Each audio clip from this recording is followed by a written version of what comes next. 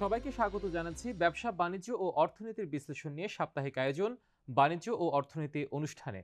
আজকের আলোচনার বিষয়ে মৎস্য খাত, রপ্তানি অর্থনীতির সম্ভাবনা। আজকের এই আয়োজনে আমরা সাথে পেয়েছি মৎস্য অধিদপ্তরের অতিরিক্ত মহাপরিচালক ডক্টর মোহাম্মদ আব্দুর রৌফ এবং Bangladesh China chamber of commerce and ইন্ডাস্ট্রির সাধারণ সম্পাদক আল মামুন মৃধা। আপনাদের দুজনকে স্বাগত আজকে আমাদের এই আয়োজনে।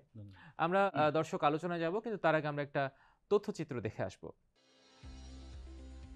মাছের সাথে বাঙালির সম্পর্ক জীবন জীবিকার ও বেঁচে থাকার। বাংলাদেশ নদীমাতৃক দেশ, সে কারণেই অতীতকাল থেকে এ দেশ ছিল মাছের ভাতের, অর্থাৎ একসময় ভাতের সঙ্গে রসনা বিলাসের জন্য মাছ না হলে বাঙালির পাত পূর্ণ হতো না। প্রাণীজ আমিষের অন্যতম উৎস হল মাছ। গ্রাম থেকে শহরে পুষ্টি চাহিদার একটি বড় অংশই পূরণ হয় মাছ থেকে। বাংলাদেশ পরিসংখ্যান ব্যুরোর তথ্য অনুযায়ী দেশে মাথাপিছু মাছ গ্রহণের চাহিদা ৬০ গ্রাম। দেশে মাছের উৎপাদন বেশি হওয়ায় মাছের প্রাপ্তি ৬২.৫৮ গ্রাম, যা চাহিদার তুলনায় ২.৫৮ গ্রাম বেশি। নানা পদক্ষেপ গ্রহণের ফলে দেশ আজ মাছ উৎপাদনে শুধু স্বয়ং সম্পূর্ণতাই অর্জন করেনি, দেশের চাহিদা মিটিয়ে মৎস্য ও মৎস্যজাত পণ্য ৫০টিরও বেশি দেশে রপ্তানিও করা হচ্ছে। এছাড়া মৎস্য খাত এখন আন্তর্জাতিক পরিমণ্ডলেও নানা রেকর্ড অর্জন করেছে। সম্প্রতি জাতিসংঘের খাদ্য ও কৃষি সংস্থার the state of world fisheries and aquaculture ২০২৪-এর প্রতিবেদন অনুযায়ী মিঠা পানির মাছ আহরণে বাংলাদেশ চীনকে টপকে বিশ্বের দ্বিতীয় অবস্থানে উঠে এসেছে।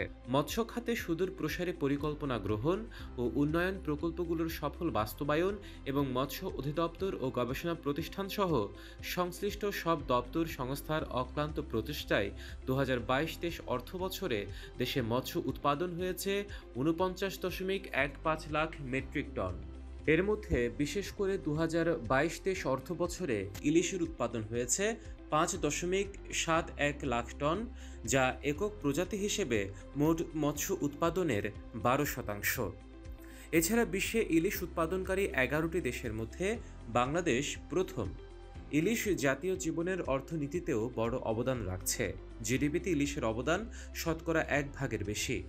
কর্মসংস্থানের হিসাবেও দেখা যায়, বর্তমানে প্রায় ৭ লাখ মানুষ প্রত্যক্ষভাবে এবং ২০ থেকে ২৫ লাখ মানুষ পরোক্ষভাবে ইলিশ সম্পদের সঙ্গে জড়িত।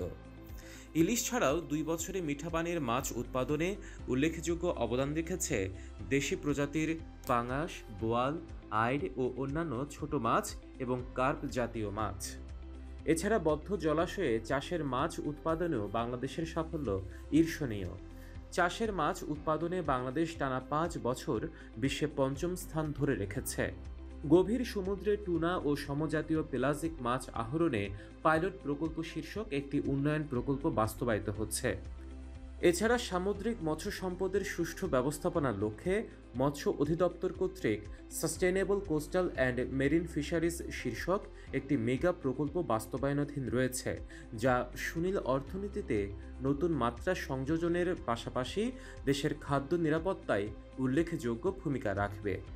শুধু মৎস্য সম্পদ উৎপাদনই নয়, এর পাশাপাশি দেশের কর্মসংস্থান বৃদ্ধিতেও মৎস্য খাত অবদান রাখছে। বর্তমানে দেশের মোট জনগোষ্ঠীর প্রায় ১৪ লাখ নারীসহ ১,৯৫,০০,০০০ বা ১২% মানুষ মৎস্য খাতে প্রত্যক্ষ বা পরোক্ষভাবে কাজ করে জীবিকা নির্বাহ করছে। শুধু তাই নয়, দেশের জিডিপিতে মৎস্য খাত গুরুত্বপূর্ণ ভূমিকা রাখছে। উল্লেখ্য, ২০২২-২৩ অর্থবছরে জিডিপিতে মৎস্য খাতের অবদান ২.৫৩%।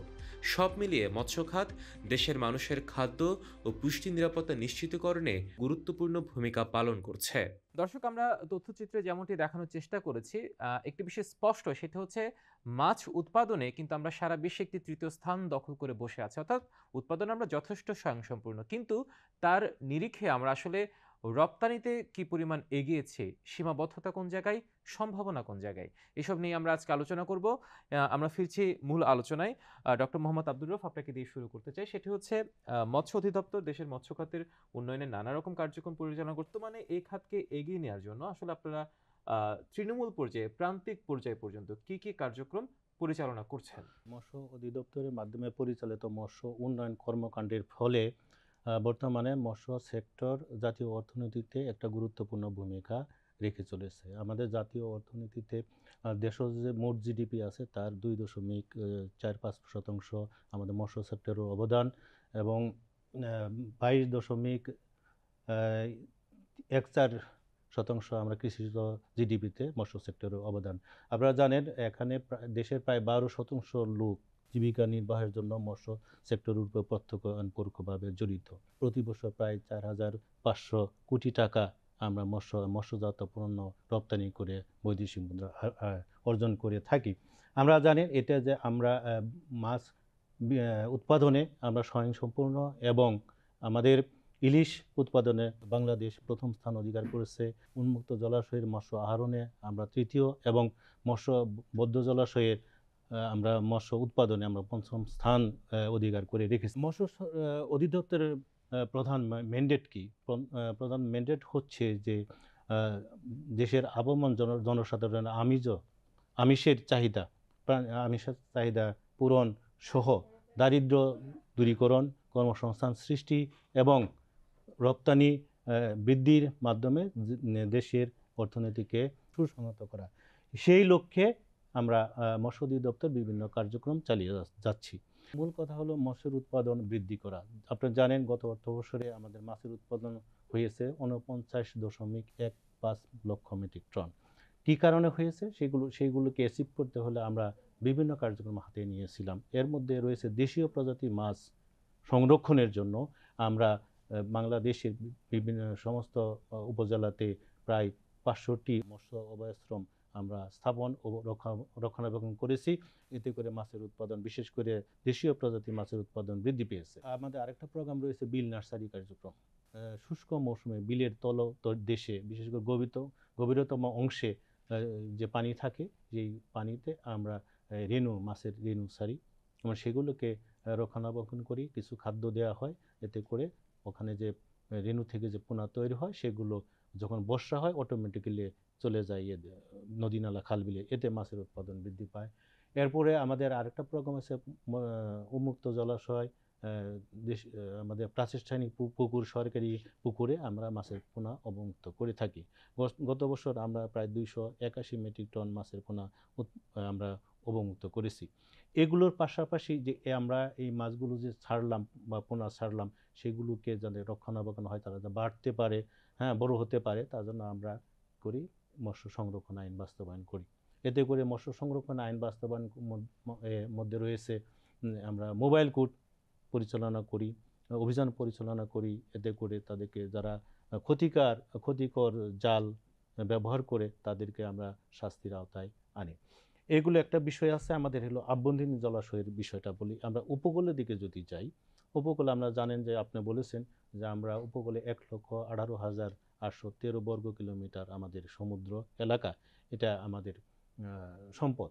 সেখানে আমরা মাছের উৎপাদন বৃদ্ধির জন্য বিশেষ করে ওখানে তো আর মাছ চাষের বিষয় না, এটাকে সংরক্ষণ কীভাবে সাস্টেনেবলি এটাকে ম্যানেজমেন্ট করা যায়, সেই কারণে আমরা 65 দিন আমরা কিন্তু ব্যান পিরিয়ড বাস্তবায়ন করি। সেই সময় যত প্রকারের মাছ এখানে আছে সেগুলোকে ধরা নিষেধ। সেখানে আমরা কী কারণে করা হয়, সেখানে যেন তারা ডিম ছাড়তে পারে, সেগুলো মাছ বড় হতে পারে, সেগুলোকে আমরা এই কারণে আমরা মাছের উৎপাদন একটা বৃদ্ধি করতে পারি।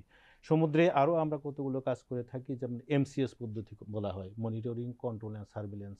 অর্থাৎ যে সমস্ত আমাদের ট্রলার বা জাহাজ রয়েছে সেগুলো যেন তাদের যে লিমিট আছে সেই লিমিট অনুযায়ী মাছ ধরে এবং তাদের জন্য যে নির্দিষ্ট এরিয়া আছে সেই এরিয়ার মধ্যে যেন তারা মাছ ধরে, এগুলোকে মনিটর করার জন্য আমরা এই ব্যবস্থা আমাদের রয়েছে। সেটা আমরা JMC নামে আমাদের একটা আছে, সেন্টার আছে, যে জয়েন্ট মনিটরিং সেন্টার। এটা চট্টগ্রামের পতেঙ্গাতে আমাদের স্থাপন করা হয়েছে। সেখান থেকে আমরা মনিটর করতে পারি, মনিটরের কোন জাহাজ কোন জায়গায় আছে সমুদ্রের ভিতরে সেটা আমরা মনিটর করতে পারি। এরপরে আছে আমাদের যেমন ইলিশ সম্পদ ব্যবস্থাপনা, একটা প্রকল্পের মাধ্যমে আমরা ইলিশের উৎপাদন যাতে দিনে দিনে বৃদ্ধি পায় সেই কারণে কিন্তু আমরা একটা ব্যবস্থা নিয়েছি, বিশেষ করে ইলিশের জাটকা সংরক্ষণ। আবার কিছুদিন আগেই আপনাদের দেখলাম মা ইলিশ সংরক্ষণ কার্যক্রম।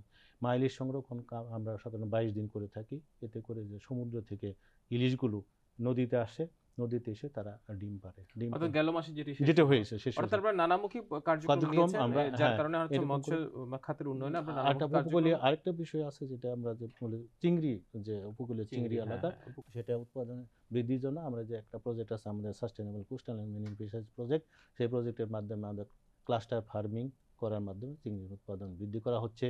আমরা উপকূলীয় আমাদের যে সিউইড আছে, সিউইড সেগুলোকে আমরা কালচার করতে পারি, সেই আমাদের প্রজেক্ট বা রেভিনিউ খাতের মাধ্যমে আমরা প্রদর্শনী খামার স্থাপন করেছি। এছাড়াও আমাদের অনেকগুলো কাজ নানান আছে খাত প্রধান ভিত্তিক কাজে। আপনি আপনাদের পরিকল্পনাগুলো তুলে ধরলেন, কার্যক্রমগুলো তুলে ধরলেন। জি, নিশ্চয়ই আমি প্রত্যেকটা ইন্ডিভিজুয়াল আপনার কাছে আবার সেগুলোর ব্যাখ্যাতে আসবো। জি। আমরা আল মামুন মৃধা, আপনার কাছে এবার যে বিষয়টি জানতে চাই সেটি হচ্ছে আপনি China chamber of commerce and ইন্ডাস্ট্রির সাধারণ সম্পাদক হিসেবে আছেন, একটা জায়গা সেটাকে রিপ্রেজেন্ট করছেন।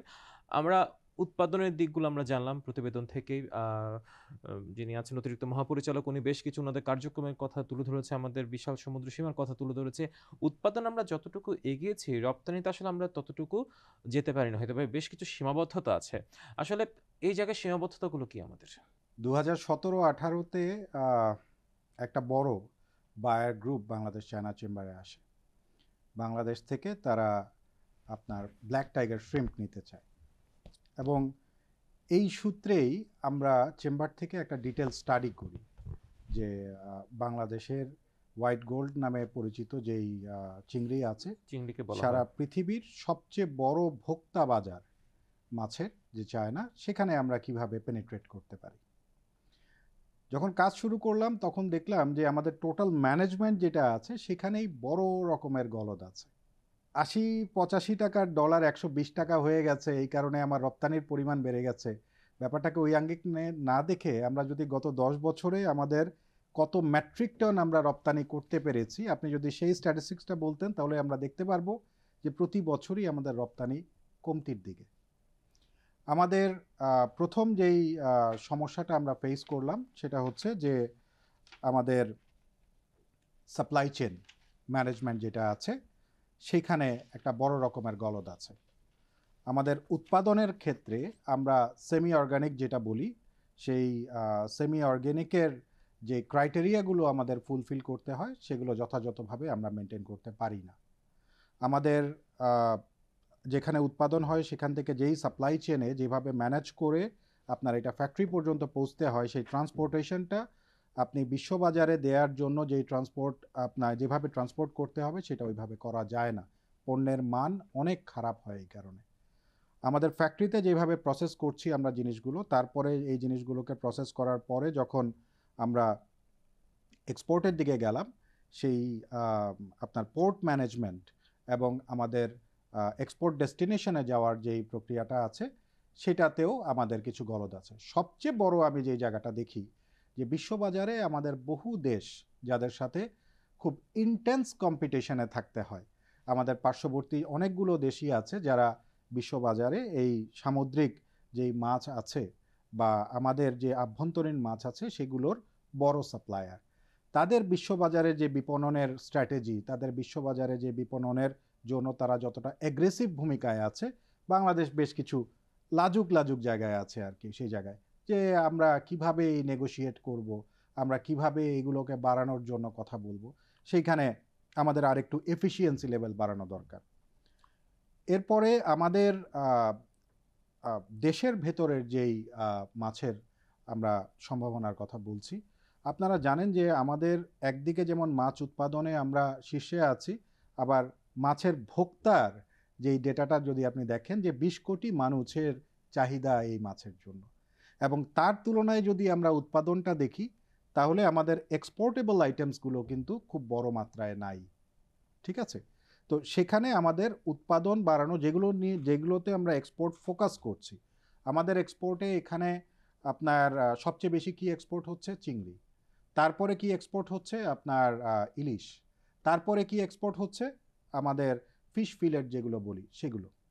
তো চিংড়িটার ক্ষেত্রে আমাদের নিজস্ব জিআই প্রোডাক্ট যেটা ব্ল্যাক টাইগার, সেই ব্ল্যাক টাইগারের উৎপাদন খরচ এই ব্ল্যাক টাইগারের সমকক্ষ যেই জাতগুলো আছে, ভেনামি বলেন, রেড শ্রিম্প বলেন, এর চেয়ে অনেক বেশি। এবং যেহেতু আমাদের উৎপাদন খরচ বেশি, তাই আমাদের সেলসের যে প্রাইস সেটাও বেশি। আমরা একটা বড় রকমের কম্পিটিটিভ বাজারে থাকতে পারছি না। সো এই টোটাল ম্যানেজমেন্টটা যদি আমরা হাত না দেই, কোনো একটা পার্টিকুলার সেক্টরে সুপারফিশিয়ালি জিনিসগুলো দেখলে আসলে কাজ করতে হবে না, আমাদের এন্টায়ার চেইনটা নিয়ে কাজ করতে হবে। আসি এবার আমাদের সামুদ্রিক মাছের বেলায়। সামুদ্রিক মাছের জন্য আপনার সেগুলোর বিক্রি এবং সেগুলোর যেই আপনার প্রসেস হয় সেগুলোর জন্য বেশ কিছু অর্গানাইজড ফ্যাসিলিটিস আমরা দেখি আমাদের আশেপাশের দেশগুলোতে আছে। আমাদের এখানে সরকারি যেই সুবিধাটা আছে বিএফডিসি, এই বিএফডিসির যেই আপনার স্থাপনাটা সেটা তৈরি করা হয়েছে 1981 সনে, এবং তারপরে এইটার আর ওইভাবে কোনো আপগ্রেশন হয় নাই। এই প্রায় 50 বছরে পৃথিবী অনেক আগায় গেছে, এবং তখনকার বিবেচনায় সেটা আধুনিক ছিল। এখনকার বিবেচনায় একজন বায়ার যে রকমের ওয়্যারহাউস চায়, যে রকমের কোল্ড স্টোরেজ চায়, যে রকমের কনফারেন্স চায়, যেই কম্প্রিহেন্সিভ সাপোর্টসগুলো চায় ভেহিকেলসের জন্য, এই জিনিসগুলো আসলে আমাদের এখানে এখনো পর্যন্ত সরকারি পর্যায়ে ডেভেলপ করে নাই। এইটার যে ট্রান্সপোর্টেশন রোড আছে, এইটার যে লোকেশনটা আছে, এখানেও আমাদের কিছু কাজ করার ব্যাপার আছে। সো সার্বিক জিনিসগুলো যদি আমরা চিন্তা করি বিপণনের ক্ষেত্রে, এবার আসি আহরণের ক্ষেত্রে। আপনি গত 5 বছর আগে যেই পরিমাণ সামুদ্রিক মাছ আহরণ করতে পারতেন, এখন কিন্তু সামুদ্রিক মাছের আহরণটাও কমে গেছে, এবং এইখানে যেই শিপসগুলো আপনার ডিপসিতে যাচ্ছে এগুলোরও আপগ্রেশন দরকার আছে। কারণ এখনকার যেই শিপসগুলো আমরা দেখি যে বিভিন্ন আন্তর্জাতিক বাজারে যারা বড় বড় বিডিং করে তাদের যেই শিপসগুলো যায়, তার তুলনায় আমাদের যে শিপসগুলো আপনার গভীর সমুদ্রে যাচ্ছে সেগুলো আসলে অপ্রতুল, এবং আপনার সেগুলোর যে ফ্যাসিলিটিসগুলো আছে সেগুলোও বাড়ানো উচিত। পারমিশনের ব্যাপার একটা আছে। আপনি বাংলাদেশ থেকে পারমিশন নিয়ে আপনার পৃথিবীর যে কোনো উপকূলে গিয়ে মাছ ধরতে পারবেন, কিন্তু পৃথিবীর অন্যান্য দেশের যেই শিপগুলো আছে সেগুলো কিন্তু বাংলাদেশে এসে মৎস্য আরোহণের ব্যাপারটা এত সহজ না। তো সেগুলোও চিন্তা করতে হবে, কারণ আহরণ বেশি হলেই এখান থেকে আপনার এক্সপোর্টটা বেশি হবে, এক্সপোর্ট বেশি হলেই আমাদের এই সেক্টর ঘুরে দাঁড়াবে। নিশ্চয়ই আপনি বেশ কিছু পয়েন্ট তুলে ধরেছেন। সেক্ষেত্রে হচ্ছে আহরণ ও বিপণন ব্যবস্থার কথা বলেছেন, মাছের উৎপাদনের খরচ বলেছেন, রপ্তানিতে সাপ্লাই চেইনের কথা বলেছেন। আমরা প্রত্যেকটা বিষয় নিয়ে আপনার কাছে আবারও ফিরবো। ডক্টর মোহাম্মদ আব্দুর রউফ, আপনার কাছে এবার যে বিষয়টি জানতে চাই, আপনারা বেশ কিছু কার্যক্রম তুলে ধরেছেন প্রথম ভাগে যে প্রশ্নগুলো ছিল। এবার যে বিষয়টি জানতে চাই সেটা হচ্ছে প্রান্তিক পর্যায়ে আমরা যেটা জানি যে মাছ চাষের ক্ষেত্রে সবচেয়ে বড় যে দুইটা উপাদান সেটা হচ্ছে একটা হচ্ছে তথ্য এবং পরামর্শ। সঠিক তথ্য এবং পরামর্শ দিলে একজন মাছ চাষি কিন্তু সঠিকভাবে সে উৎপাদন করতে পারে। এই জায়গায় আপনারা কি কাজ করছেন আসলে? আমাদের উপজেলা লেভেলে আমাদের 5 জন কর্মকর্তা কর্মচারী সহ উপজেলা লেভেলে মাত্র আমাদের 5 জন এই রয়েছে, জনবল রয়েছে। সেই জনবলের মাধ্যমে আমরা সমস্ত উপজেলায় আমরা মাছ চাষিদেরকে আমরা মৎস্য প্রশিক্ষণ দিয়ে থাকি। বিশেষ করে নতুন নতুন টেকনোলজি যেগুলো আসে আমাদের কাছে, সেগুলোকে নিয়ে আমরা প্রশিক্ষণ দিয়ে থাকি। নতুন টেকনোলজির উপরে আমরা প্রদর্শনী করে থাকি। এবং আপনি যে কথা বললেন যে এখানে তথ্য বলতে এখন আমরা তাদের কাছে একটা মাছ চাষ সম্পর্কিত, বিশেষ করে তাদের পুকুরে মাছ চাষ করতে গেলে কোন কোন বিষয়ে আমাদের অ্যাড্রেস করতে হবে, এই সমস্ত বিস্তারিত তথ্য কিন্তু আমাদের উপজেলা লেভেলে যারা কর্মরত রয়েছেন তারাও কিন্তু এটা প্রতিনিয়ত তাদের কাজ করে থাকে। দ্বিতীয় কথা হচ্ছে যে ভিজিট, একটা পুকুর তারা নিয়মিত তারা ভিজিট করে থাকে। আমি বললাম প্রথমেই যে 5 জন মাত্র আমাদের জনবল, সেক্ষেত্রে একটা পুরা উপজেলা কভার করা নিতান্তই টাফ ব্যাপার। সেক্ষেত্রে আমাদের তো রয়েছে মানে মাঝে মাঝে ভিজিট করে, প্লাস কোনো জায়গায় যদি কোনো চাষি বিপদে পড়ে, এখন তো মোবাইলের যুগ রয়েছে, তারাকে মোবাইলের মাধ্যমে উপজেলা মৎস্য কর্মকর্তার সাথে যোগাযোগ করেন। কোনো কোনো ক্ষেত্রে কিন্তু মোবাইলে আমরা সেই অ্যাপসের মাধ্যমে আমরা তাদের সাজেশন দিয়ে থাকি। আর কোনো কোনো ক্ষেত্রে তারা ফিজিক্যালি তার উপস্থিত হওয়ার পরে সেখানে তারা পরামর্শ দিয়ে থাকে। তারপরে তারা আমাদের যে বিভিন্ন ধরনের দিবস, আমরা মৎস্য সপ্তাহ প্রোগ্রামগুলো আছে, তারা সেই দিবসের মাধ্যমে আমাদের সেই টেকনোলজিগুলোকে আমরা তাদের কাছে দূর করে নেওয়ার চেষ্টা করে থাকি। নিশ্চয়ই এখানে আরেকটা বিষয় আপনার সাথে যুক্ত করতে চাই, সেটা হচ্ছে আমাদের অর্থনীতিকে সুসংহত করার জন্য রপ্তানির কোনো বিকল্প নেই। আমরা বারবার যেটা বলছি, উৎপাদন আমরা যেভাবে এগিয়েছি, রপ্তানি খাতের কিছু সীমাবদ্ধতা রয়েছে, যেটা আ যারা মৃধা তুলে ধরলেন আমাদের সামনে, দর্শকদের সামনে। সেই জায়গায় আসলে রপ্তানি বাড়ানোর ক্ষেত্রে, সেই ক্ষেত্রে অধিদপ্তর কেন্দ্রিক কোনো সহায়তা বা জি, প্রথম সহায়তাটা করে থাকি যে যারা আমদানিকারক মানে বিদেশিরা, আমাদের যে আমরা সাধারণত বাংলাদেশ থেকে বিশ্বের প্রায় 52টি দেশে আমরা মাছ মৎস্যজাত পণ্য রপ্তানি করে থাকি। এর মধ্যে ইউরোপিয়ান ইউনিয়নভুক্ত দেশই সবচেয়ে বেশি, এছাড়াও আছে অস্ট্রেলিয়া, আমাদের যুক্তরাষ্ট্র, এদিকে সৌদি আরব থেকে মিডল ইস্টের অন্যান্য কান্ট্রি রয়েছে।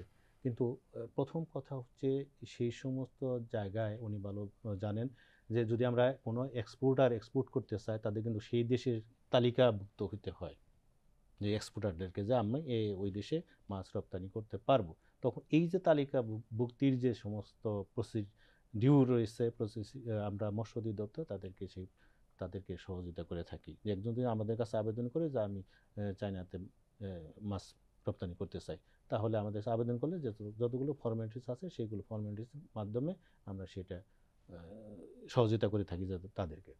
দ্বিতীয় কথা হচ্ছে, আপনারা জানেন যে বায়ার যারা বা ইম্পোর্টার, তাদের কিন্তু একটা চাহিদা থাকে যে মৎস্য যে নিব, যে সমস্ত পণ্য ওর গুণগত মান সম্পন্ন হয় এবং নির্ভেজাল হয়, এটার ব্যাপারে আমরা ইনশিওর করি। কিভাবে?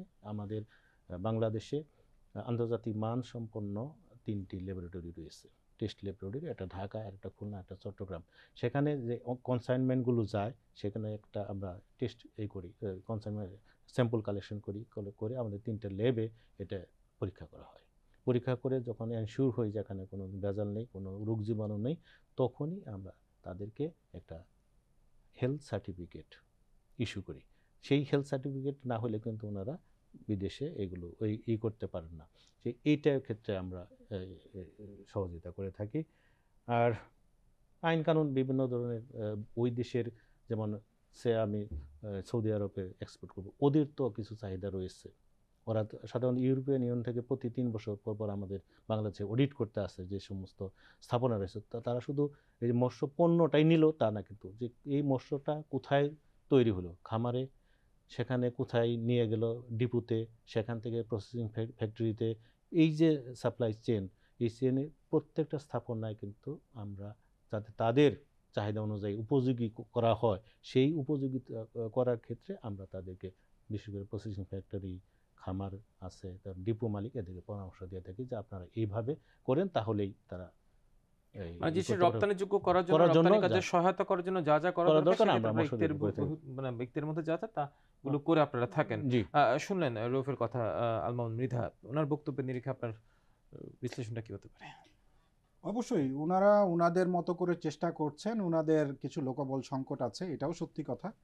বাট অ্যাজ আ এক্সপোর্টার আমরা যেই জায়গাগুলোতে প্রবলেম ফেস করেছি যখন আমরা চায়না এক্সপোর্ট করি, সেটা হচ্ছে যেটা বললাম যে আমাদের মাছের উৎপাদন খরচ অনেক বেশি, এরপরে এটা 4-5টা হাত ঘুরে ফ্যাক্টরিতে পৌঁছে। আমি আগে ওই জায়গায় পড়ে যাচ্ছি, উৎপাদন খরচের কথা যেটা বললেন, সেই জায়গাটা আসলে বেশি কেন? মানে আমাদের কি মানে মাছের যে খাবারটা, সেটা কি বাইরে থেকে আনতে হয়, নাকি আমরা নিজেদের মধ্যে স্বয়ংসম্পূর্ণতা থাকার ক্ষেত্রে আমরা নিজের উৎপাদন, মানে সেই খাবারটা নিজের উৎপাদন করতে পারছি না?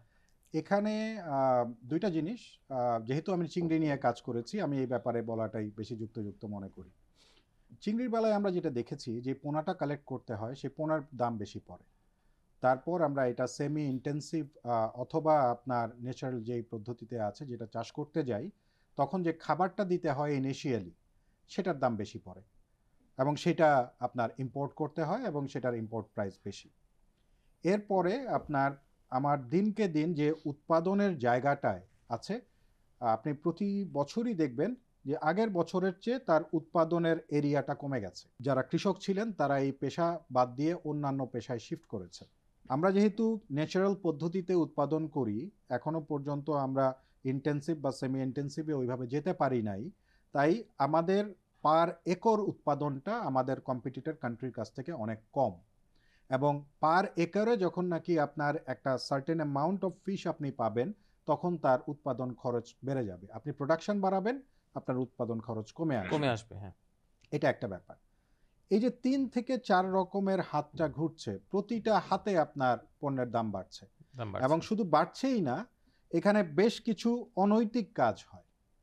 আমি ভাইদের পোর্শনে যতটুকু আছে ভাইরা যথাযথভাবে করেন, কিন্তু ওনারা যেটা করেন যে একটা লট থেকে সে 4-5টা কার্টুন ওনারা নিচ্ছেন এবং সেইটার ওনারা ইন্সপেকশন করছেন। কারণ একটা কন্টেইনারে আমার 1500 থেকে 1800 কার্টুন যাচ্ছে এবং তার মধ্যে আমি যেই প্রবলেমগুলো ফেস করেছি, অনেক বড় অংশ সেটা কি করে জেল পুশ করা, অনেক বড় অংশ সেটা ভিজিয়ে মাছের ওয়েট বাড়ানো হয়, অনেক বড় অংশ যেগুলো আপনার বায়ার্সদের যে রিকোয়ারমেন্টসগুলো থাকে সেই রিকোয়ারমেন্টসগুলো অনুযায়ী হয় না। আমাদের যে আইন প্রয়োগকারী সংস্থা আছে ওনারা মাঝে মাঝে কিছু অভিযান পরিচালনা করেন, কিন্তু সেটা আসলে যথেষ্ট না, চাহিদার অনুযায়ী পর্যাপ্ত না। তো যেটা হয় যে এইটার ভিত্তিতে আপনার বেশ কিছু নেগেটিভ ইমপ্রেশন হয়েছে। আমি চায়নাতে এক্সপোর্ট করতে গিয়ে যেটা দেখেছি এটা হচ্ছে আপনার আন্তর্জাতিক বাজারে যখন নাকি আপনি ছাড়াও আপনার খুব কঠিন কম্পিটিশনে অন্যান্য দেশগুলো থাকবে, বেশ কিছু জায়গায় আমাদের মাছ সম্পর্কে নেগেটিভ প্রচারণা চালানো হয়েছে, তার বেশ কিছু প্রমাণ আমাদের হাতে এসছে অন্যান্য দেশ মারফত। এখন নেগেটিভ প্রচারণাটাকে আপনাকে কাউন্টার করতে হলে কিন্তু আরো বেশি পজিটিভ প্রচারণা চালাতে হবে। নিশ্চয়ই, হ্যাঁ, সেটা কিন্তু হচ্ছে এবং না। সেটা প্রোডাক্ট দিয়ে। এক্স্যাক্টলি। বিভিন্ন ফেয়ারগুলোতে আমরা পার্টিসিপেট করছি, সেটা হচ্ছে মূলত আমাদের বাজারটা এখনো পর্যন্ত ইউরোপে আমরা মূল সেগমেন্টটা যাচ্ছে, বাকি যেসব দেশগুলো যাচ্ছে সেগুলোতে আপনার খুব নমিনাল অ্যামাউন্ট ইউরোপের তুলনায়। কিন্তু একটা জিনিস মনে রাখতে হবে যে আমাদের অন্যান্য বড় বাজারেও এখন খুব এগ্রেসিভলি যদি আমাদের প্রেজেন্সটা না বাড়াতে পারি, তাহলে কিন্তু একটা সময় দেখা যায় যে কোনো একটা ওয়ার্ল্ডের কোনো একটা পার্টে অর্থনৈতিক কারণে আপনার যদি ভোলাটাইলিটি সৃষ্টি হয়, তখন সেখান থেকে অর্ডার কম আসে। আমরা এটার ইম্প্যাক্ট দেখেছিলাম আমাদের গার্মেন্টসে, ঠিক আছে? তো একই জিনিসের ইম্প্যাক্ট কিন্তু আমাদের চিংড়ির ক্ষেত্রেও পড়েছে। সো বিকল্প বাজার, বড় বাজার খোঁজা ছাড়া আমাদের আসলে এই মুহূর্তে কোনো সেটারও কোনো বিকল্প নেই। সেটারও কোনো বিকল্প নেই। আরেকটা বিষয় আপনি যেটা বলেছিলেন, এতে গেল আপনার উৎপাদন খরচের ব্যাপারে, মানে রপ্তানির যে সাপ্লাই চেনের কথা বলেছেন সেটাকে একটু যদি আমি বিশ্লেষণ দেখুন, সাপ্লাই চেনটায় আমাদের আসলে বেশ কিছু জায়গায় কাজ করতে হবে। আমাদেরকে উৎপাদনের এবং যেগুলো আমরা এক্সপোর্ট করছি, মূলত যদি আমরা এক্সপোর্টমুখী হতে চাই তাহলে এক্সপোর্টেবল প্রোডাক্ট যেগুলো আছে সেগুলোর উৎপাদন বাড়ানোর দিকে বিশেষ মনোযোগ দিতে হবে, ইনসেন্টিভ দিতে হবে, আগ্রহী করতে হবে আমাদের কৃষক যারা আছে ওই পর্যায়ে তাদেরকে, এবং সেইটা যাতে যথেষ্ট পরিমাণে উৎপাদন হয় সেই ব্যাপারে সজাগ দৃষ্টি রাখতে হবে। কারণ আপনারা জানেন যে আমাদের উপকূলীয় অঞ্চলগুলোতেই এই ধরনের উৎপাদনগুলো বেশি হয় এবং প্রতি বছরই আমরা প্রায় ঘূর্ণিঝড়ের সম্মুখীন হই, বন্যার সম্মুখীন হই। সেগুলোর প্রোটেকশনগুলো যাতে যথাযথভাবে পায়, কৃষক যাতে ক্ষতিগ্রস্ত না হয়ে এই পেশা পরিবর্তন না করে, সেই ব্যাপারে আমাদের সজাগ হওয়া উচিত। এটা প্রথম। দ্বিতীয়ত, একই জায়গার মধ্যে আমরা অধিকতর উৎপাদন কি করে করতে পারি, এখন এগুলো অলমোস্ট অল দ্য কান্ট্রিজ এইগুলোকে অ্যাডাপ্ট করেছে, কারণ আমার space is limited. What we can do, যে এখানে সায়েন্টিফিক মেকানিজমে আমার প্রোডাকশন বাড়াতে হবে। তো সেই ব্যাপারে মানুষকে উদ্বুদ্ধ করা এবং তাদেরকে এই পদ্ধতিতে সাহায্য করা, খুব সহজে যাতে তারা ব্যাংক ঋণগুলো পায়, খুব সহজে যাতে তারা এই পোনাগুলো সংগ্রহ করতে পারে, খুব সহজে যাতে তারা এই খাবারগুলো সহনীয় দামের মধ্যে নিয়ে আসতে পারে। প্রোডাকশনের পরে আমাদেরকে মাথায় রাখতে হবে যে আমাদের পণ্য আপনার অনেক জায়গায় আমরা মানসম্মত পণ্য দিতে পারি না। তার একটাই কারণ, যখন এটা খামারে থাকে তখন তার মান ঠিক থাকে। এইটার জন্য সাপ্লাই চেনে যে অন্যান্য দেশে কি করে, খুব সুন্দর সুন্দর বড় বড় আপনার ফ্রিজার ভ্যান আছে, এগুলো দিয়ে তারা সাপ্লাই করে এবং সেগুলোরও বেশ কিছু টেকনিক্স আছে। তো এই ফ্রিজার ভ্যানগুলোকে নিশ্চিত করা, এগুলো যারা ব্যবসায়ী আছেন তারা করতে পারেন, সরকারি তরফ থেকে অনেক রকমের সাহায্য করতে পারেন এবং সহজে ঋণগুলোও দিতে পারেন। আমি যদি খামারির থেকে সরাসরি আপনার ফ্যাক্টরিতে এই জিনিসগুলো পৌঁছাতে পারি, একদিকে যেমন আমার দাম কমবে, দুই হলো আমার এই যে অপদ্রব্য যেগুলো এখানে মিক্স করা হয় সেটার আপনার সম্ভাবনাগুলো কমে আসে। এছাড়া যে 3-4 হাত ঘুরে বলেছেন সেটাও হয়তো, জি, আমার দামগুলো তখন একটা সহনীয় মাত্রায় চলে আসে। হ্যাঁ, এরপরে আমাদের যে প্রসেসিং ফ্যাক্টরিজগুলো আছে তাদেরকেও ইন্টারন্যাশনাল স্ট্যান্ডার্ড যেগুলো আছে সেই অনুযায়ী আমাদের ফিশগুলো প্রসেস করতে হবে। এবং এগুলো বলতে গেলে এখন অনেক লম্বা আলাপ হয়ে যাবে। ইন্টারন্যাশনাল স্ট্যান্ডার্ডগুলো কি, এগুলো ওনারা যথাযথভাবে জানেন। কমপ্লায়েন্সগুলো কি অন্যান্য দেশের লোকজন কিভাবে করছে সেটাও আপনার মাথায় রাখতে হবে। তৃতীয়ত আমাদের লজিস্টিকগুলো আমরা খুলনায় যদি প্রসেস করি সেটাকে আপনার কিছু মংলা দিয়ে হচ্ছে, মংলায় যত সব সময় শিপ থাকে না, সেটাকে সেই চিটাগং পর্যন্ত নিয়ে এসে আমাদেরকে করতে হয়, এবং সেইটার যে আপনার ট্রান্সপোর্টেশনটা, সেই ট্রান্সপোর্টেশনেরও কিন্তু আমার পণ্যের মান খারাপ হচ্ছে। চিটাগং পোর্টে পৌঁছার সাথে সাথে এটা যাতে ডেস্টিনেশনে যথাযথ সময়ে পৌঁছতে পারে এই জায়গায় মনোযোগ দিতে হবে। সবচেয়ে বড় কথা,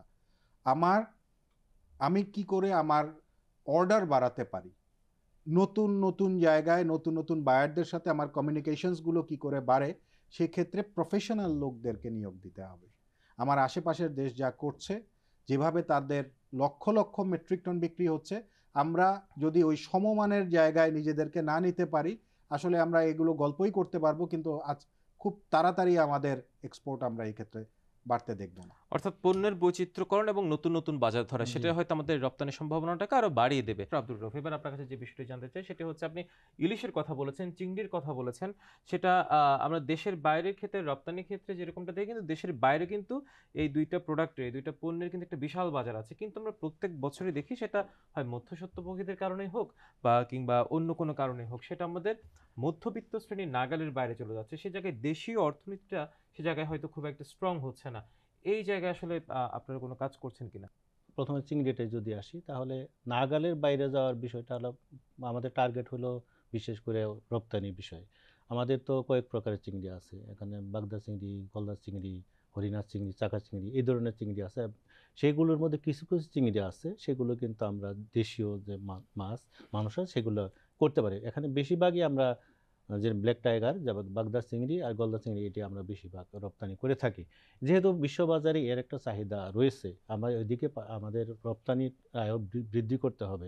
কাজেই সেদিক থেকে আমাদের এই দেশীয় বাজারে বিশেষ করে যে অন্যান্য চিংড়িগুলো আছে সেগুলো যাতে উৎপাদন বৃদ্ধি পায়, সেক্ষেত্রে যেমন আমাদের উপকূলীয় প্রায় 2,61,000 হেক্টর এরিয়া জুড়ে আমাদের চিংড়ি খামার রয়েছে।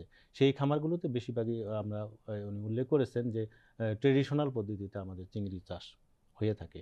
এইগুলোকে সাধারণত হেক্টরে আমাদের 0.5 মেট্রিক টন আমাদের প্রোডাকশন। সেখানে আমরা সেই ট্রেডিশনাল যে চাষ পদ্ধতি, সেই পদ্ধতি থেকে আমরা এটা ধীরে ধীরে সেমি ইন্টেন্সিভের দিকে আমাদের যাওয়ার একটা পরিকল্পনা আছে, যে এতে করে আমাদের এই চিংড়ির উৎপাদন বৃদ্ধি পাবে এবং তখন জনগণের লাগালা আসবে। পাশাপাশি সেই যে চিংড়ি উৎপাদনের জন্য আমরা আরও কিছু কাজ করে থাকি। সেটা আমাদের চকরিয়াতে 7,021 একরের আমাদের 587টি প্লট রয়েছে, 10 একর 11 একর মিলে। সেখানে কিন্তু আমরা এবার এই একটা প্রজেক্টের মাধ্যমে এই ওখানে যে চিংড়ির উৎপাদন কম হয়, কারণটা হলো যে এখানে চিংড়ি গেরের যে গভীরতা কমে গেছে, সেগুলোকে পুনঃখননের মাধ্যমে আমরা সেই গভীরতা বাড়িয়ে সেখানে চিংড়ির উৎপাদন বৃদ্ধি করার আমাদের একটা পরিকল্পনা আছে।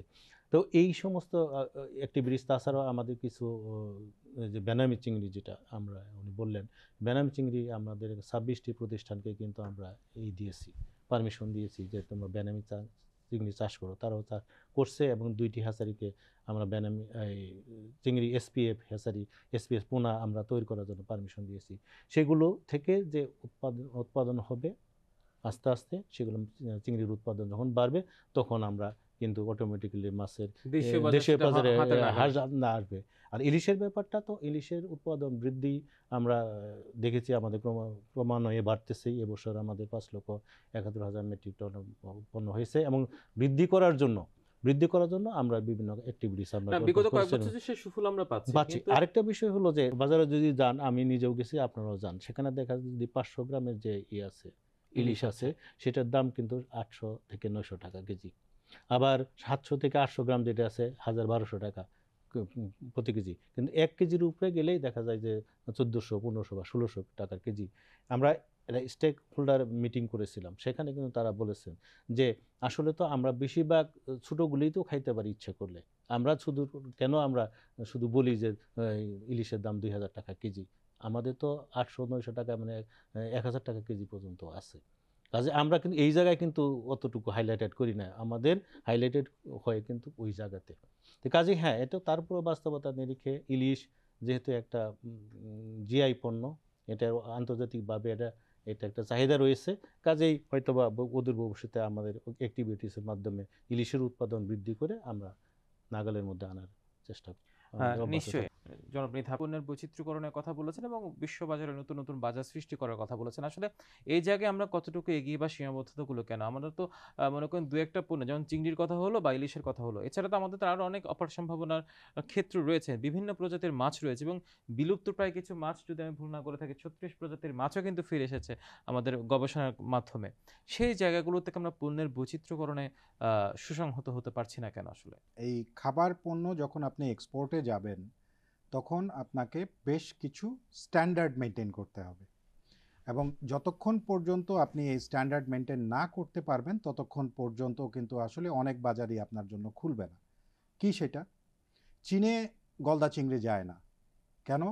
তাদের টিম এখানে এসে যেটা দেখেছে যে যেভাবে আমরা গলদা চিংড়িগুলো তৈরি করছি, আমাদের পানিতে যেই রকমের আপনার ইনগ্রেডিয়েন্টস বা এলিমেন্টগুলো আছে, রাইট এলিমেন্টসগুলো আছে, ক্ষতিকারক উপাদানগুলো আছে, এবং সেই পানিতে যখন নাকি আপনার গলদা চিংড়িগুলো যাচ্ছে তার মধ্যেও সেই ক্ষতিকার উপাদানগুলো চলে যাচ্ছে। যতক্ষণ পর্যন্ত সেটাকে আমরা মানুষের খাবার উপযোগী যে স্ট্যান্ডার্ড সেই স্ট্যান্ডার্ডে না নিতে পারবো ততক্ষণ পর্যন্ত কিন্তু অ্যাটলিস্ট চীনের বাজারে আমাদের গলদা চিংড়ির সম্ভাবনা অর্থাৎ নাই। চাষের প্রক্রিয়াটাকেও মানুষের খাদ্য উপযোগী করে গড়ে তুলতে হয় পরিবেশটা। এটা একটা ব্যাপার। দ্বিতীয় হচ্ছে যে ওদের এখানে কি যেতে পারে? সামুদ্রিক মাছ। সামুদ্রিক মাছের একটা অপার সম্ভাবনা আছে, কারণ যেহেতু এটা সমুদ্র থেকে আমরা সরাসরি ধরছি, বিশাল সমুদ্র সীমাও আমরা পেয়েছি, রাইট, এবং এটা কন্টামিনেটেড হচ্ছে না, এবং দামটাও আমরা, যেহেতু এটা আল্লাহ আমাদেরকে দিয়েছেন এই নিয়ামতটা, দামটাও আমরা একটা কম্পিটিটিভ জায়গায় রাখতে পারছি। আমাদেরকে আসলে ওই যে যেটা বললাম যে একটা জায়গায় কাজ করলে আসলে হবে না, আমাদেরকে টোটাল চেইনটা ধরে কাজ করতে হবে, সেটা উৎপাদন থেকে বিক্রি পর্যন্ত, উৎপাদন, আহরণ এবং ভোক্তা কাছে পৌঁছানো পর্যন্ত পুরো বিপণন ব্যবস্থায়। ঠিক। তো এখানে আসলে অনেক কাজ করার আছে, এবং আমরা চেষ্টা করেছি যে প্রতিটা সেক্টর ধরে ধরে স্টেক হোল্ডার্স মিটিং আমাদের সাথেও অনেকবার হয়েছে, কারণ আমরা খুবই আগ্রহী যাতে, মানে যে কথাটা আবারও বলতে হয় যে চীনের বাজারে সকলে মাছ দেওয়ার জন্য অধীর আগ্রহে থাকে, কারণ এই ভোক্তা বাজারের 1% আপনি যদি পেনিট্রেট করতে পারেন আপনার টোটাল এক্সপোর্ট ওখানে চলে যাবে। তো সেই জায়গায় ওদের চাহিদা অনুযায়ী জিনিসগুলোকে কিভাবে আপগ্রেড করা যায়। কুচিয়া এবং আপনার কাঁকড়ার সবচেয়ে বড় বাজার হচ্ছে চীন। এটা কিন্তু একটা পর্যায়ে তারা বন্ধ করে দিয়েছিল, কারণ করোনার সময় যে স্ট্যান্ডার্ডসগুলো তারা মেনটেন করতে বলেছিল আমরা আসলে ওই স্ট্যান্ডার্ডগুলো মেনটেন করতে পারিনি, এবং তারপরে বিভিন্ন পর্যায়ে আমাদের ডিপার্টমেন্ট অফ ফিশারিজ, আমাদের অ্যাম্বাসি এবং আমাদের চেম্বার এবং এদের যে বিভিন্ন পর্যায়ের উৎপাদনকারীর যে গ্রুপ আছে, আমরা বারবার তাদের সাথে বসে এই জিনিসগুলোকে এডুকেট করার চেষ্টা করেছি যে কি হলে আমরা এই চীনের লোকজন এগুলো নিবে। এবং আমরা দেখলাম যে যখনই নাকি বাংলাদেশের যে রপ্তানিকারকরা আছে, এইটার জন্য তাদের যে সদিচ্ছা এবং যতটুকু বিনিয়োগ দরকার, এটা তো একটা লং টার্ম বিনিয়োগ, যতটুকু বিনিয়োগ দরকার সেটা করেছেন তারা, সেই স্ট্যান্ডার্ডগুলো মেনটেন করেছেন। আবারও কিন্তু চীনের বাজারটা আমাদের জন্য খুলে গেছে। প্রথমে 5টা, 10টা, 15টা, এখন বোধহয় 20টার মতো কোম্পানি আপনার প্রচুর পরিমাণে কাঁকড়া কিন্তু চীনের বাজারে দিচ্ছে, বিশাল বড়। একইভাবে আমরা যদি বাকি সেক্টরগুলোকেও এই ফুড সেফটির কথা যদি বলি, এবং ওদের দুইটা অথরিটি, একটা হচ্ছে ওদের কাস্টমস, একটা ওদের ফুড সেফটি এবং ওদের এসআইকিউ, এই 3টা অথরিটির যে গাইডলাইন আছে সেই গাইডলাইনগুলো যদি আমরা যথাযথভাবে এখানে মেনটেন করতে পারি এবং আমাদের পণ্যের দাম যদি আমরা আমাদের অন্যান্য দেশের যে কম্পিটিটিভ প্রোডাক্ট আছে তার সমপর্যায়ে নিয়ে আসতে পারি, আমি মনে করি বাংলাদেশের জন্য একটা অপার সম্ভাবনা আছে চীনে। মধ্যস্বত্বভোগীদের কথা বলেছেন, এটা আমরা প্রত্যেকটা জায়গায় দেখি, সেটা হচ্ছে আমাদের একটু মুক্ত অর্থনীতি বলেন, বাজার অর্থনীতি, এখানে একটা বড় বাধা, সেটা আহরণ, উৎপাদন থেকে ভোক্তার কাছে পৌঁছানো পর্যন্ত। মাঝখানে মধ্যস্বত্বভোগীদের জন্য আসলে দেখা যায় কি দামটা হয়তো হাতের নাগালে চলে যায়, কোনো কোনো ক্ষেত্রে সেটা অস্বাভাবিক বেড়ে যায়। এই জায়গায় আসলে করার কিছু, এই জিনিসটাকে কেন কন্ট্রোল করা যাচ্ছে না? এই সমস্যাটা চীনেও ছিল, এবং মধ্যস্বত্বভোগীদের, এদের যেহেতু এটা একটা বড় দেশ, এদের অনেকগুলো প্রভিন্সেস আছে, মানে এক প্রভিন্স থেকে আরেক প্রভিন্সে গেলেই আপনার দেখা যাচ্ছিল এক তো হচ্ছে ওই প্রভিন্সের নিজস্ব মধ্যস্বত্বভোগী, আবার এক প্রভিন্সের জিনিস আরেক প্রভিন্সে গেলে সেটার দাম আরও বাড়ছিল।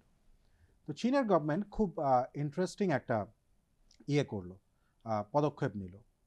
তাদের যে ই কমার্স ছিল সেই ই কমার্সে তারা এডুকেট করলো তাদের যে কৃষক আছে তাদের পণ্যগুলোকে তারা সরাসরি বিপণন করতে পারবে, এবং সেই ই কমার্সের সাথে তারা কানেক্ট করলো হচ্ছে বড় বড় লজিস্টিক কোম্পানিজগুলো। ভোক্তার চাহিদা অনুযায়ী আপনার সেই আপনার যেই জায়গায় জিনিসগুলো উৎপাদন হচ্ছে বা স্থানীয় যেই আড়তগুলো আছে সেই আড়তগুলো থেকে তারা প্রতিনিয়ত এই জিনিসগুলোকে আহরণ করে একটা স্মার্ট সিস্টেমের মাধ্যমে, যেটা এআই কন্ট্রোলড, তার যেখানে দরকার সেখানে পৌঁছে দিচ্ছে।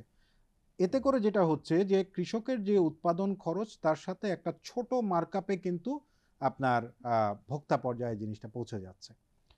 এর মধ্যে অনেকগুলো জিনিস আপনি এলিমিনেট করতে পারছেন। এই যে স্টেজে স্টেজে আপনার দাম বাড়া, স্টেজে স্টেজে আপনার বিভিন্ন রকমের অপদ্রব্য যে মিক্স হচ্ছে সেইটা, স্টেজে স্টেজে আপনার যেই সিন্ডিকেশনের ব্যাপারগুলো আছে সেইটা, এবং সিন্ডিকেশন যে শুধুমাত্র একটা পর্যায়ের এক ধরনের ব্যবসায়ীরা করে সেটা না। আমরা দেখেছি বিভিন্ন জায়গার বিভিন্ন রকমের ফ্যাসিলিটেটর যারা আছে তারা প্রতিটা সেক্টরে এই তাদের কথা মতে এই ভ্যালু অ্যাড করে করে আলটিমেটলি ভোক্তা সাধারণকে বড় ভ্যালু দিতে হচ্ছে। এটা দেশীয় বাজারে যেমন বেশি দিতে হচ্ছে, আন্তর্জাতিক বাজারেও বেশি দিতে হচ্ছে। তাই কি দরকার আমাদের, একটা এখনকার পৃথিবীতে এআই এবং ই কমার্সকে আমাদের যথাযথভাবে কাজে লাগাতে হবে, এবং আমাদের যে সাপ্লাই চেইনটা আছে, আমাদের যে লজিস্টিক সাপোর্টটা আছে সেইটাকে আপগ্রেড করতে হবে। যতটুকু দাম দেওয়ার সেটা যদি আমি কৃষককে দিতে পারি, সে এই বছর যা উৎপাদন করেছে আগামী বছর তার দ্বিগুণ উৎপাদন করতে উৎসাহের সাথে হবে। করবে সেক্ষেত্রে। তো এই জিনিসগুলো যদি মানে খুব বেশি দূর যাওয়ার দরকার নাই। আমরা আমাদের আশেপাশের দেশগুলোতে যেভাবে ম্যানেজ হচ্ছে, বিশেষ করে চীনে যেভাবে ম্যানেজ হচ্ছে, আমরা যদি সেই মডেলটাকে অ্যাডাপ্ট করতে পারি, আমরা মনে করি যে খুব তাড়াতাড়ি এই জিনিসগুলো, এই যে মধ্যস্বত্বভাগীদেরকে আমরা এলিমিনেট করতে পারবো। যারা অরিজিনাল ব্যবসায়ী, যারা রপ্তানি করে, তারা হয়তো এই জায়গায় থাকতে পারে সেক্ষেত্রে। জি। ডক্টর আব্দুর রফি, এক্ষেত্রে আপনার বক্তব্য কি হতে পারে যে বিপণন ব্যবস্থাটাকে সহজীকরণ করুন?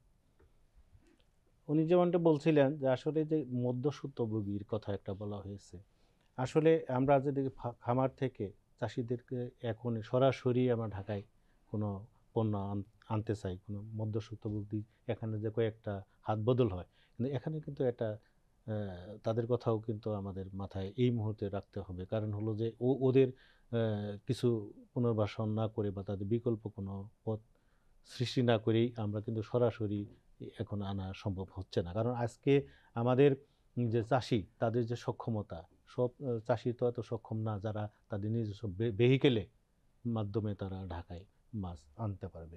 তো সেক্ষেত্রে দুই দিকে আমাদের চিন্তা ভাবনা করবো। একদিকে পাশাপাশি একদিকে চাষির সক্ষমতা আমাদের বাড়াতে হবে, সাথে সাথে আমাদের মিডলম্যান যারা আছে তাদের সাথে আমাদের মাঝে মাঝে কনসালটেশনের মাধ্যমে তাদের দৌরাত্ম্য যাতে একটু কমানো যায়, বা তারা যারা একটু সহনশীল পর্যায়ে সব কিছু করে, তাহলে সেগুলো মনে হয় ভবিষ্যতে আমাদের বাজার ব্যবস্থা উন্নত আরেকটি করতে কথা পারবে। আপনি বলছিলেন, আপনারা বিভিন্ন জায়গায় মানে জলাশয়ের মাছের চাষের ক্ষেত্রে উদ্বুদ্ধকরণ বেশ কিছু করেন, কিন্তু সমুদ্রের ক্ষেত্রে উন্মুক্ত জলাশয়ের মাছেরকে আহরণ বা বাড়ানোর ক্ষেত্রে আপনারা বেশ কিছু কার্যক্রমের কথা বলেছেন। সেক্ষেত্রে আমরা বিশাল একটা সমুদ্র সীমা এখন আমাদের কাছে আছে, সেই অনুযায়ী আমরা কতটা সক্ষমতা অর্জন করেছি? বা না, আমাদের এখানে সক্ষমতা বলতে মনিটর করা একটা বিষয় যেখানে রয়েছে, মনিটরের যে যে কথাটা মনিটর, এটা আসলে আমাদের তো নিজস্ব এরকম কোনো ভেহিকেল নাই যেটার মাধ্যমে বিশাল সমুদ্র আমরা করতে পারি, মনিটর করতে পারি। এখানে বাংলাদেশ নৌবাহিনী তাদের আছে, জাহাজ আছে, পেট্রোল ভেসেল আছে, তারা মনিটর করে কোস্ট গার্ড করে থাকে।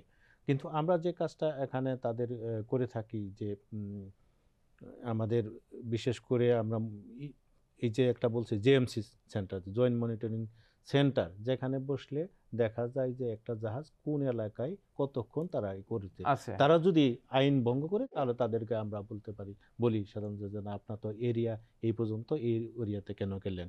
সেকেন্ড থিং হচ্ছে যে তাদেরকে আমরা তো যখন মাছ ধরে নিয়ে চলে আসে তখন আমাদের চেকপোস্টের মাধ্যমে তাদেরকে চেক করি। তারা যে আইইউ ফিশিং নামে একটা টার্ম আছে আপনারা জানেন, যে এটা হলো এই ফিশিংটা করা যাবে না, তোমরা যে মাছ ধরলা যে পরিমাণে সেটা অ্যাকচুয়াল পিকচার আমাদের দিতে হবে। সেটা আমরা কিভাবে এনশিওর করতে পারি সেটা মাঝে মাঝে আমাদের যে ট্রলারগুলো আসে সেই ট্রলারগুলোতে আমরা চেক করি, এই যে আমাদের চেকপোস্টের মাধ্যমে। তবু এটা অত্যন্ত সীমিত আকারে এটা। তো এই জায়গাগুলো আমাদের একটা নজরদারি আছে। তারপরে এখন আমরা এর আগে যেমন আমাদের যে অনেক সময় বলা হয়তো আমাদের প্রায় ৬৮,০০০ মতো এই অ্যাডিশনাল বুট আছে সমুদ্রে, কিন্তু রিসেন্টলি আমরা দেখেছি এটা প্রায় ৩০,০০০ মতো এখানে অ্যাকচুয়ালি একটা তথ্য পাওয়া গেছে। তাদেরকে মাছ ধরতে গেলে একটা পারমিশন নিয়ে যেতে হবে। তাহলে আমরা সেটাকে যদি আমরা পারমিশন দিই তাও এটাও আমাদের একটা কন্ট্রোলে থাকে, একটা সাস্টেনেবল ইল্ড বজায় রাখার জন্য সমুদ্রে সেটাকে আমরা বজায় রাখতে পারি তাদের একটা কন্ট্রোলের মাধ্যমে। আরেকটা হলো আমরা জানি প্রায় ২৬০টি আমাদের ইন্ডাস্ট্রিয়াল ট্রলার রয়েছে। সেই ২৬০টি ইন্ডাস্ট্রিয়াল ট্রলার কিন্তু আমাদের কাছ থেকে পারমিশন নিয়ে তারা ১৪ দিন বা ১ মাসের জন্য মাছ ধরতে যায়। তারা টোটালি আসলে কন্ট্রোল, এটা সব কিছু আমাদের দিতে হয়। তাহলে এই ধরনের কার্যক্রম আমাদের কাছে আছে। আর যার ফলে আমরা আস্তে আস্তে আরেকটা বিষয় আছে যে শুধু জয়েন্ট মনিটরিং সেল বা সেন্টার এখান থেকে আমরা মনিটর করি না, কেন আমাদের এই একটা প্রজেক্টের মধ্যে ৫টি ইন্ডাস্ট্রিয়াল ট্রলারে আমাদের ভেসেল মনিটরিং সিস্টেম লাগানো আছে, যন্ত্র লাগানো আছে, তাদেরকেও আমরা করতে পারি। আর ১৫০০ অ্যাডিশনাল বুর্জে আছে, সেখানে আমরা AIS অটোমেটিক ইনফরমেশন সিস্টেম এই যন্ত্রটা ওখানে লাগানোর প্রক্রিয়া চলমান রয়েছে।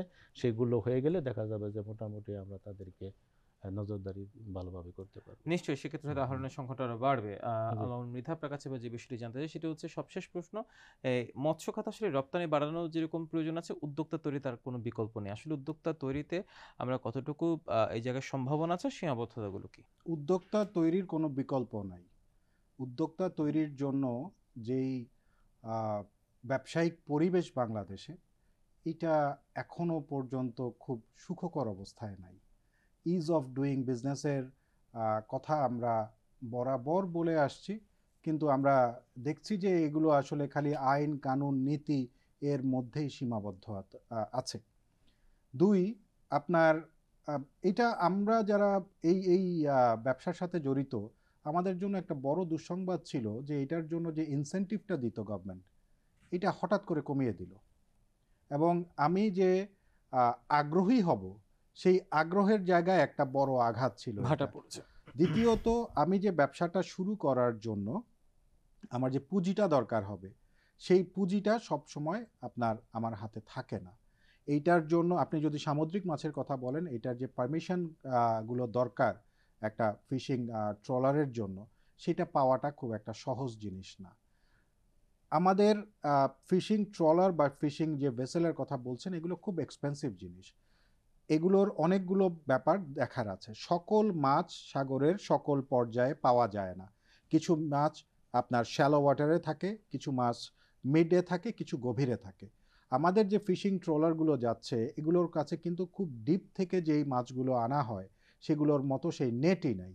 এবং অল্প সংখ্যক কয়েকটা আছে, তারাই শুধু এই সুবিধাটা নিতে পারছে। পারে, এটা হ্যাঁ। বাড়ানো দরকার।